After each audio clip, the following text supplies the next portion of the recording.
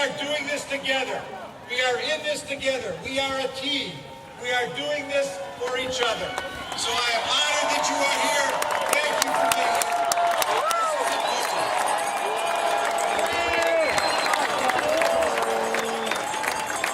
I had a chance several weeks ago to talk to a fellow that I've got a lot of respect for. A fella that knows a lot about the middle class, a fella who knows a lot about balanced budgets, a fella who knows a lot about running a surplus, a fella who knows a lot about running this nation for the largest economic expansion in our nation's history. I think you know who I'm talking about. Please join me in a warm Wisconsin welcome for President Bill Clinton.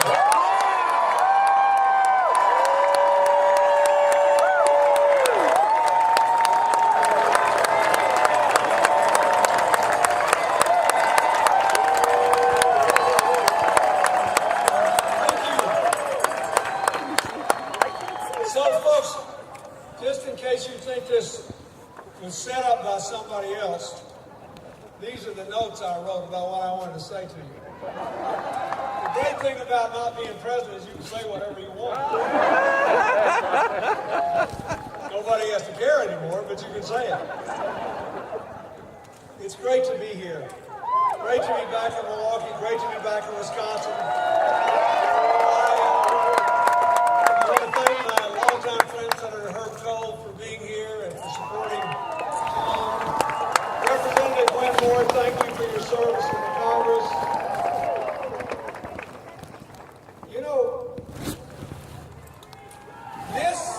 I was thinking about all my Wisconsin memories today.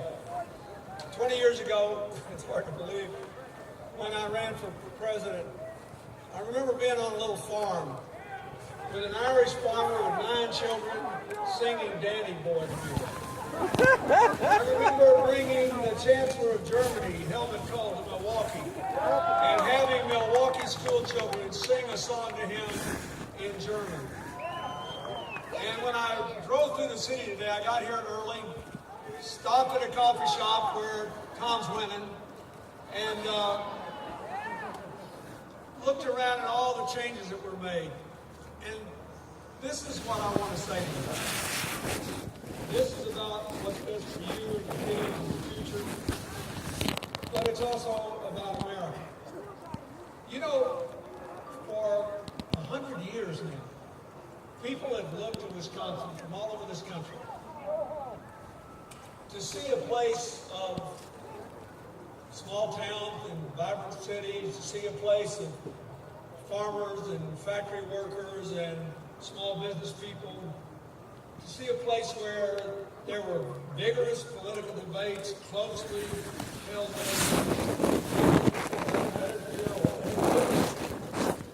And now they look at Wisconsin and they see America's people who want to work together to solve problems and people who want to divide and conquer. People who know that creative cooperation is working in America, and people who want constant conflict. And here's what I want to tell you. Tom was kind enough to say this in his introduction. I think I know a little bit about what would bring America back, what would bring economic recovery, what would enable us to have. And I'll tell you, if you go anywhere in America today, believe it or not, there are a lot of places that are already back. And they all have one thing in common. They're dramatically different. But they all have one thing in common. They are involved in creative cooperation, not constant conflict. In Chicago, when John Mandel left the president's office and went home and became mayor of Chicago, and he realized that the Republicans were not going to pass the infrastructure bank, which allows private and public capital to put America back to work and modernize our country. He created one in Chicago. And I went there for the announcement. There were Democrats and Republicans, and the Republicans thought Washington was nuts for not passing what used to be a bipartisan bill. Why? Because the same Tea Party philosophy of the far right that has dominated Wisconsin politics since the 2010 election is dominating there. So they worked with the mayor of Chicago. In Jacksonville, a young man who worked for me and worked for Hillary, Alvin Brown, is now the mayor of Jacksonville, an African American. And I went there to his economic conference, and every Republican businessman and banker in town was there, saying this is the only guy that ever got us together. Business, labor, government, and we're going to rebuild this city and take it to new heights. I can give you an example. San Diego has a Republican mayor, more Nobel Prize winning scientists than any city in America. They are the leaders in human genome research. You can't see the genome, so you need computers. The head of the biggest computer company, Barret, is one of America's most prominent Democrats. They're all working together, and they're booming. Cooperation works. Constant conflict is a dead bang loser, and you need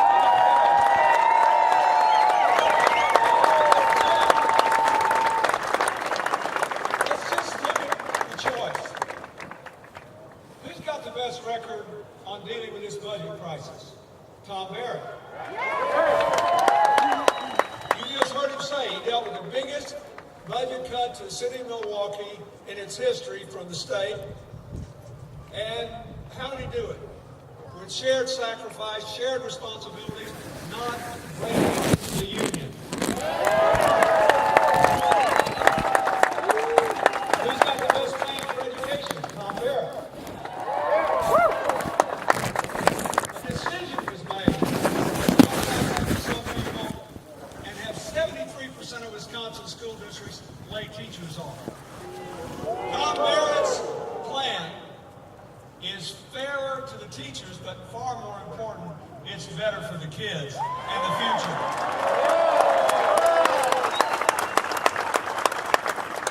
Who's got the best plan to prepare our kids to go to college, go to training programs, go to work? Tom Barret. As far as I know, he's the only mayor in the country that's taken the lead in putting 3,000 or so high school kids into the workplace so they can understand what's going on and they got a better chance to get a job. In the United States today, there are 3.5 million job openings posted right now that aren't being filled very fast because they haven't done everywhere what he's trying to do here and what he'll do for Wisconsin if you make him governor next Tuesday. Who's got the best record in creating jobs? Tom Barret. You've got a new factory making windmills here. You've got a new factory making solar panels here. He's the head of the Regional Economic Council that turned the Menominee Valley from a brownfield to a commercial success.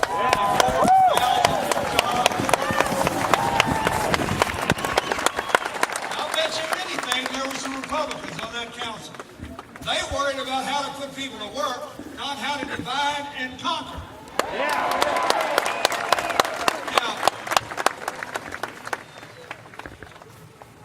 you need a budget from the next governor that deals with whatever the realities are, but where there is shared responsibilities and shared sacrifice, not winner take all.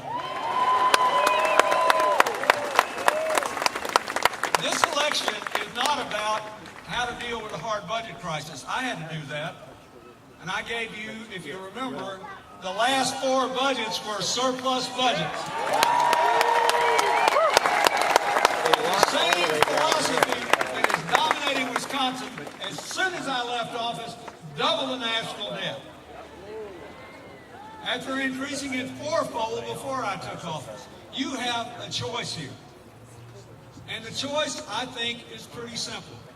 You want creative cooperation, that's what's working everywhere in America and everywhere in the world. With Europe, a basket case, believe it or not, there are some countries that have unemployment rates of 4 and 5%. Why? Because they've got cooperation. They figured out how to get through this. Everywhere I go in America, everywhere I go in the world, the only thing is working is when you get everybody who's got a stake in the game in there, treat them with respect, and people go forward together. That's how you get out of a ditch.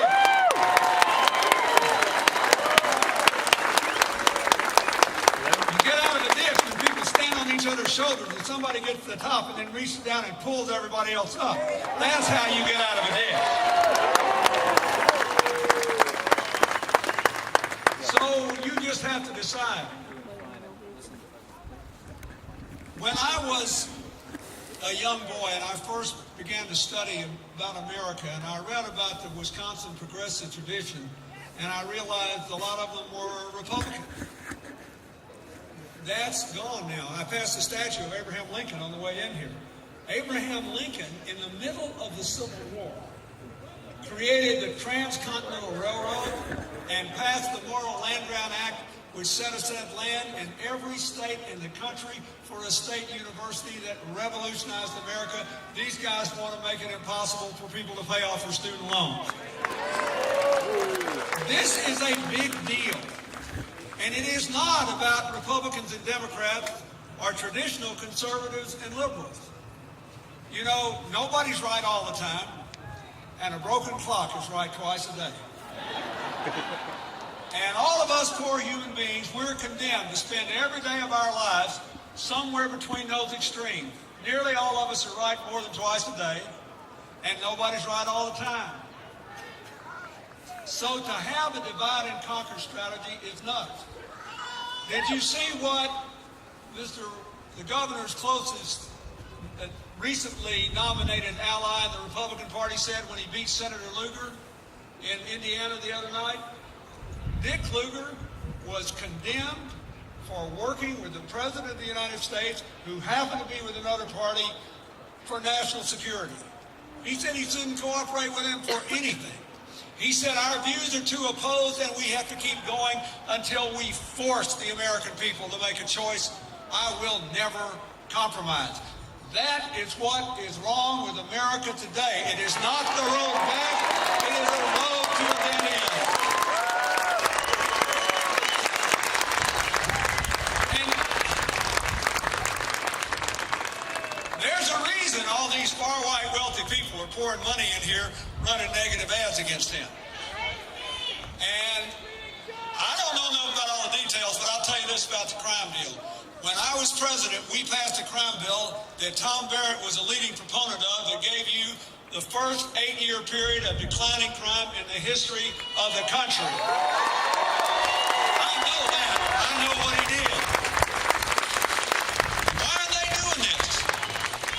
Because times are tough and you got to get up every day. And a lot of people in this crowd get up every day.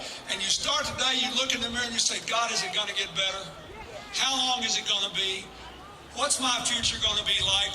And when people are uncertain and afraid, it's easy to get them confused and divided. I'm telling you, folks, I wrote a whole book about this. We got a lot of problems. We fell from 1st to 15th in the percentage of our young people with college degrees because kids couldn't afford to finish because their debts were so high and their parents were in trouble. We fell from 1st to 15th in the quality of our infrastructure. We're 15th in our computer download speeds, which hurts small towns and rural areas in Wisconsin that could be using the internet to sell their products. But everything that's wrong with us is fixable. We're still the biggest economy on earth. We are still the most diverse country on earth with a big economy. Look around this crowd today. That is our strength. We are still younger than Europe, younger than Japan. In 20 years, we'll be younger than China. So this is about whether you think that's a good thing or not, or whether you want to support laws that make it harder for young people and minorities and poor people to vote. That's what this is about. That's what he did. And he did it to keep the electorate narrow, hoping you wouldn't show up, and to confuse people.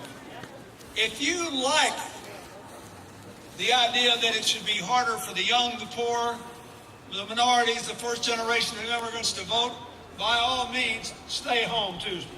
If you know that's a loser for America, and you look around this crowd and you see our youth, you see our vitality, you see our diversity, show up Tuesday and elect Tom Barret.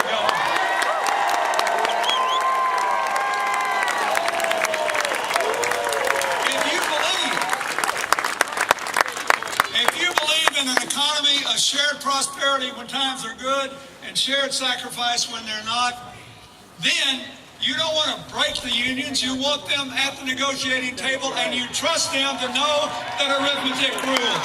Show up and vote.